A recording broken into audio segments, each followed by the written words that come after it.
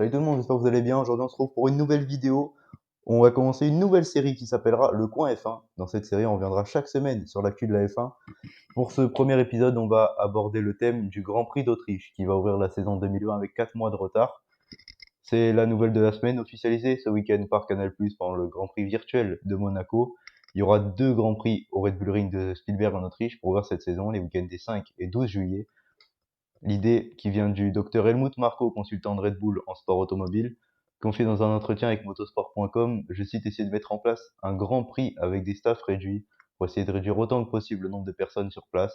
Clairement, tout ça ne peut être fait que dans le respect des règles de sécurité autrichiennes qui seront en vigueur à ce moment-là. Fin de citation. La Formule 1 arrivera au Red Bull Ring fin juin pour y poser ses valises avant de tout remballer après la deuxième course, le 12 juillet. Entre-temps, tout le personnel de la F1 sera logé dans des hôtels aux alentours.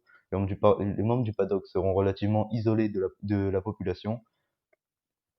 La communauté de la Formule 1 a peur d'être infectée et veut s'isoler autant que possible, tout comme les habitants. Tout le monde a peur et tout le monde va donc faire extrêmement attention, concluait le docteur Marco. Le personnel sera réduit au minimum au sein de Liberty Media, de la FIA, des organisateurs locaux et des équipes. Il y aura évidemment ni VIP au paddock, ni spectateurs dans les tribunes, vu que les Grands Prix sont à huis clos jusqu'à nouvel ordre. Les écuries auront droit à 80 employés sur place contre en général 160, 140, enfin presque le double, mais seulement 60 autour des 2 voitures. C'est pas 60 pour l'un, 60 pour l'autre, c'est vraiment 60 dans le garage. En revanche, il est impératif que 150 commissaires de piste, les commissaires de course, la Croix-Rouge et les pompiers soient présents pour assurer la sécurité, soit au moins 1500 personnes. Un double Grand Prix a également été confirmé à Silverstone sans pour autant qu'une date ne soit donnée.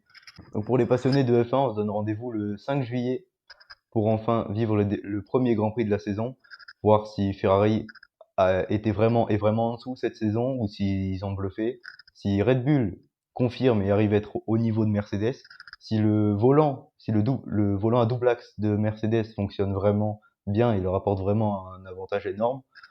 Après, ce qu'il y a, c'est que vu que c'est un double Grand Prix, on n'aura pas vraiment d'indication. Il y aura rien pour confirmer ce qu'on aura vu la semaine dernière, puisque c'est le même circuit, donc normalement on devrait voir à peu près un copier-coller des courses, ce qui, ce qui est dommage, mais après c'est pas un circuit où on s'ennuie en général, le Red Bull Ring, donc c'est moins gênant que par exemple un double Grand Prix de France où vraiment c'est long, il y a presque pas de dépassement. On espère voir du beau spectacle pour le retour de la F1. Moi, je vous dis à mercredi prochain pour le deuxième épisode du Coin F1 et à demain pour une nouvelle vidéo. D'ici là, portez-vous bien. Ciao tout le monde.